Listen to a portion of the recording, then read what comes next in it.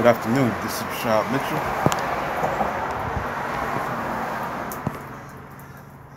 This is Rashad Mitchell comes to you live from outside on November 8th, 1975. The week that was college football history review, the 1975 college football season. November 8th, 1975, let's get into it. West Virginia beat Pittsburgh, the number 20 team in the country, 17-14.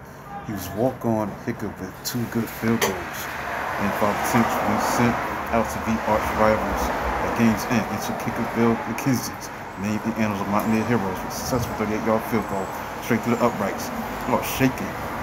McKenzie admitted after the game, "I couldn't feel a thing on that last play." On the prior snap, quarterback Dan Kendra, tight end Randy Swinson, the clutch 26-yard pass with Swinson just managing to get out of bounds to stop clock. West Virginia had built 14-7 lead on a 23-yard run for a touchdown by tailback Artie Owens, who had 102 yards. His lead rushing attack that top Panthers 385 yards to 281 yards. Pittsburgh Tony Dorsett, the tailback, 22 carries, 107 yards, caught a 9-yard touchdown pass to knot things up at 14-14.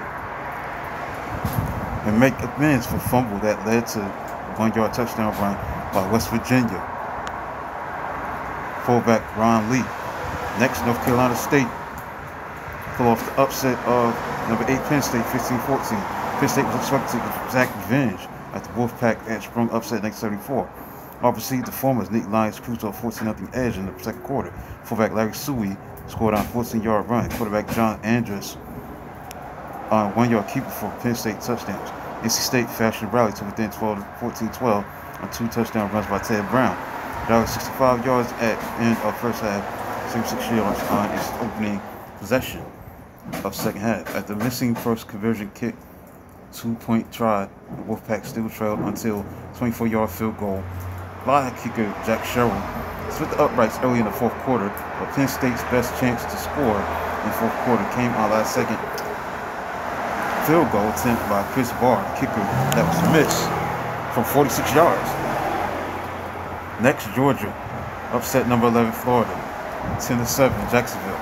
Although it turned out to be a defensive slugfest, something Baltimore was memorable for memorable touchdown.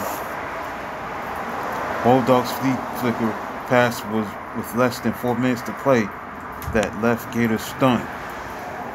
From own 20-yard line, Georgia tight end Richard Appleby curled back into backfield to throw that long, wounded duck pass to wide open wide receiver Gene Washington at Florida 35-yard line. Washington walks into the end zone, and Florida's hopes for a first ever SEC crown went with him. As the Gators had 2 chances to reverse outcome, but quarterback Don Gaffney was stripped at midfield by defensive end Dickie Clark to end first, and Florida missed field goal at game's end. Florida moved to Georgia 21-yard line, but after 3 incompletions, coach Doug Dickey surprisingly opted for long field goal try. Snap was bad and 3-pointer miss, but second guessing had just begun. As the Gators fullback Jimmy DeVos rushed for 96 yards, while halfback Kevin McLeod faced Bulldogs with 71 yards. Next, Ohio State, the number 1 team in the country, beat Illinois 40-3. Kansas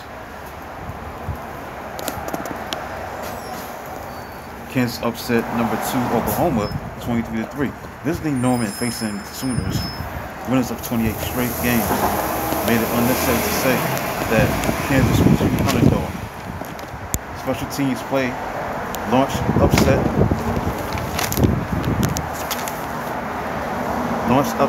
block punt by Jayhawks cornerback Eddie Lewis in first quarter set up quarterback Nolan Conrail's 6-yard run that put Kansas up for good at 7-3. That score held up until the third quarter when Sooners lost fumbles on all 3 drives except for 9 Kansas points, as every single drive was longer than 40 yards. Jokes insurance touchdown in fourth quarter came on halfback Laverne Smith's scoring run from 18 yards out. The upset was secured. Oklahoma 328 yards were negated by 8 turnovers, all 7 second half possessions ended in either interception or fumble. This sloppiness led to SUNY's lowest scoring output since being shut out on road by Notre Dame's great defense in 1966. This isn't just the greatest victory of my career or of our players' careers, said thrilled Kansas coach Bud Moore at the game. It's got to be the greatest victory in football. Number 7, Texas beat Baylor by a score of 37-21. That's Earl Campbell, the Texas fullback, had 133 yards, top 1,000 yards for the season, while scoring first 2 touchdowns. That's why they won. Reason why they won. Also, the Longhorns had a 37-7 lead in the fourth quarter. They ran 68 times for 311 yards. Next, California, number 18 team in the country, beat Washington 27-24. As leading Golden Gophers offense to 522 yards, quarterback Joe Rock fired 4 touchdown passes as California maintained Pac-8 lead, despite gaining little more than half as many yards. Huskies had a shot to win with the ball on the Bears' 24-yard line late in the fourth quarter. California defense held on downs as Huskies scrapped tying field goal try, a missed 4th down pass. Receiver Steve Rivera had another huge game for Cal, catching 10 passes for 183 yards, 2 touchdowns, and lifting his recent 3-game receiving totals to 29 catches, 468 yards. Fullback Robin Earl ran for 130 yards for Washington, while Cal tailback Chuck Muncie rushed for 187. Chuck Muncie, the tailback of California, rushed for 87 yards and caught 5 passes for 48 yards with 3-yard touchdown reception. Next, Oregon State beat Washington State 7-0. Finally, Southern California, number 9 team in the country, lost to Stanford 13-10. Stanford bounced free-falling children from Rose Bowl race on a 37-yard field goal by kicker Mike Langford. 5 seconds left on 4th quarter clock. USC was hoping last-second field goal had been theirs. The interception by freshman cornerback Savion Thompson gave Cardinals ball at USC 8-yard line with 59 seconds left. Cardinals quarterback Guy Bishman immediately hit tight end Ted Pappas for a 14-yard gain. Then ran for 9 yards himself, set up the winning field goal. Langford's second field goal in 5 tries. USC tailback Ricky Bell was magnificent in defeat. He ran for 195 yards, while quarterback Vince Evans threw a 68-yard touchdown pass to wide receiver Junior Lee in the second quarter. The rest lead defender burned on Lee's touchdown catch with Stanford's Thompson, who more than made up for it in the late going. So that concludes a look at the week that was college football history review, the 1975 college football season for week 10, November 8th, 1975. Here's the November 10th AP poll.